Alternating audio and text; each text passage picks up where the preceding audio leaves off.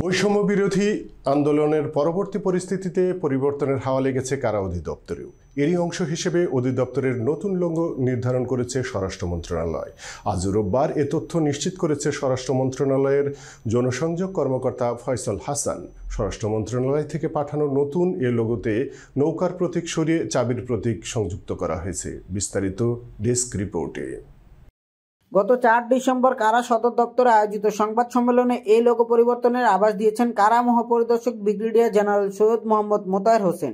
সেদিন তিনি বলেছিলেন, রাখিব নিরাপদ, দেখাবো আলোর পথ। এই লক্ষ্যকে সামনে রেখে বাংলাদেশের সকল কারাগারকে সংশোধনাগার হিসাবে গড়ে তোলার মানসে কারা অধিদপ্তর কাজ করে যাচ্ছে।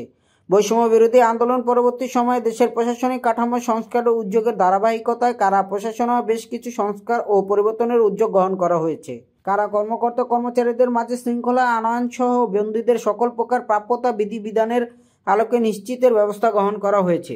বন্দীদের খাবারের তালিকায় আমিষের পরিমাণ বৃদ্ধি, কারাগারগুলোকে উৎপাদনমুখী করা, কারাবন্দী ও কর্মচারীদের সুচিকিৎসা নিশ্চিতকরণের লক্ষ্যে কেন্দ্রীয় কারা হাসপাতাল নির্মাণ এবং প্রতিটি কারাগারে অ্যাম্বুলেন্স সরবরাহের ন্যায় দীর্ঘমেয়াদী পরিকল্পনাও গ্রহণ করা হয়েছে।